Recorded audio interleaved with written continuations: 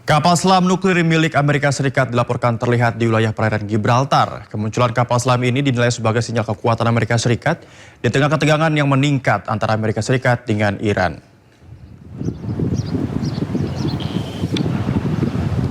Ini dia pemirsa, kita lihat kapal selam Amerika Serikat USS Alaska SSBN 732 terlihat muncul ke permukaan di Laut Gibraltar.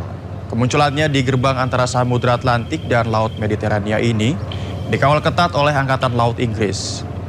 Kapal selam USS Alaska ini mampu membawa hingga 20 rudal balistik berhulu ledak nuklir. Hal ini dinilai sebagai sinyal kekuatan Angkatan Tempur Amerika Serikat di tengah ketegangan antara Amerika dengan Iran.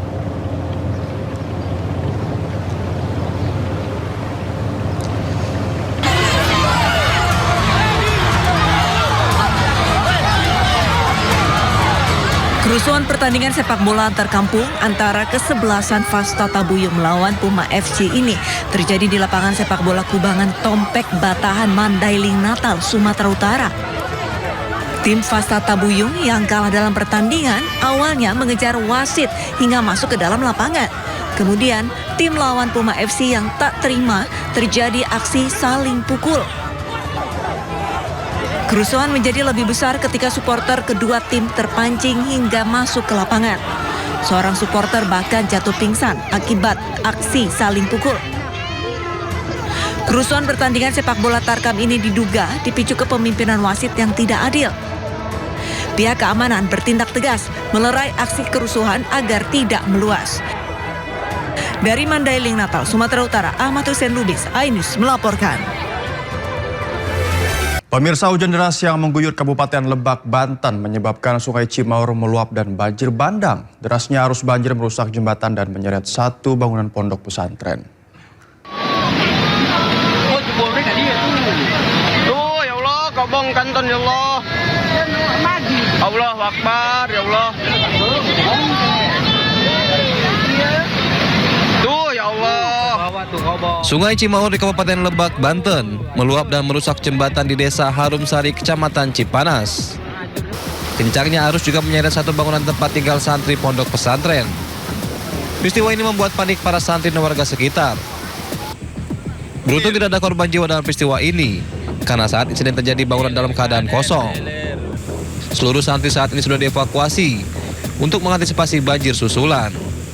Banjir terjadi usai hujan deras disertai petir di kawasan Kabupaten Lebak. Mudah-mudahan ya korbannya, mudah-mudahan ya Allah urai korbannya. Hujan deras menyebabkan banjir di 3 aliran sungai, di antaranya Sungai Cijambu, Sungai Cilecet, dan Sungai Cimaur. Dari Kabupaten Lebak, Banten, Pipi Febrianto, iNews melaporkan. Hujan deras yang mengguyur Kabupaten Tanah Datar, Sumatera Barat memicu banjir dan tanah longsor di sejumlah kecamatan. Akibatnya 100 hektar sawah, 5 jembatan rusak parah, dan sejumlah rumah warga rusak karena terseret arus.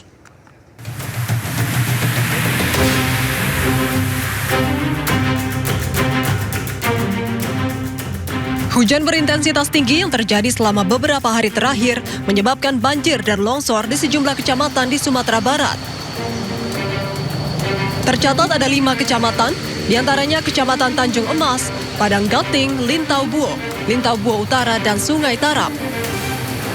Di Nagari Taluak, luapan Sungai Batang Tampo yang berhulu di Gunung Sago menyeret rumah warga, memutus 5 jembatan, dan merusak lebih dari 100 hektar sawah. Pemerintah menyiapkan kantor wali kota Nagari sebagai lokasi pengungsian darurat. Oh, yang pertama kali airnya besar, terus nyampenya di pinggir itu aja dulu. Terus? Beberapa waktu lewat sini, terus ke depan, tidak lama 10 menit nyampe ke jalan. Itu jam berapa? Jam 9. Ketinggian es sekitar berapa meter? Segini di jalan. Seleher, di jalan raya. Seleher manusia ya, Bu? Iya, di jalan raya. Pemerintah daerah juga telah menyalurkan bahan makanan bagi warga terdampak dan meminta seluruh kebutuhan pengungsi dipastikan terpenuhi. Dari Kabupaten Tanah Datar, Sumatera Barat, Agung Sulistyo, iNews melaporkan.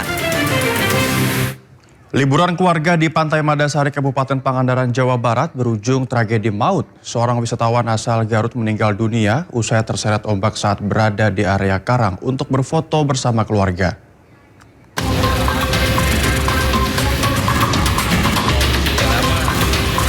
Suasana libur di Pantai Mandasari, Kabupaten Pangandaran, Jawa Barat berubah menjadi mencekam.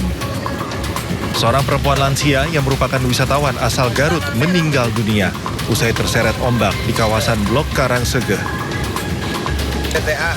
Peristiwa terjadi pada Jumat pagi saat korban bersama keluarga mencari lokasi untuk berfoto bersama di area Karang Pantai Mandasari. Naas, korban yang berdiri di tepi karang tidak sempat menghindar saat ombak besar menerjang.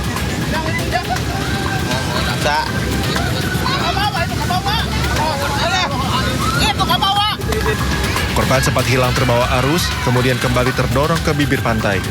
Warga dan keluarga langsung melakukan pertolongan. Korban yang masih sadar segera dievakuasi menuju Puskesmas Cimerak. Namun dalam perjalanan, nyawa korban tak tertolong.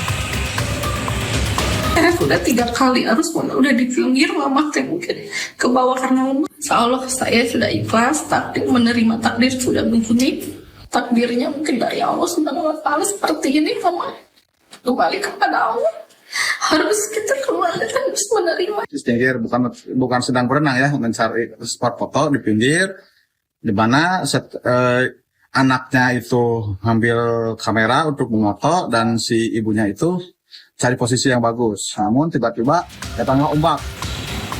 Peristiwa ini menjadi pengingat bagi wisatawan untuk tetap waspada saat beraktivitas di area pantai, terutama saat kondisi gelombang ombak tinggi. Dari Pangandaran, Jawa Barat, Irfan Ramdiansyah, iNews melaporkan. 2 makam menjadi sasaran amarah akibat konflik keluarga di Kabupaten Mandailing, Natal, Sumatera Utara. 2 makam tersebut terpaksa dibongkar dan kerangka yang ada di dalamnya dipindahkan ke tempat pemakaman umum.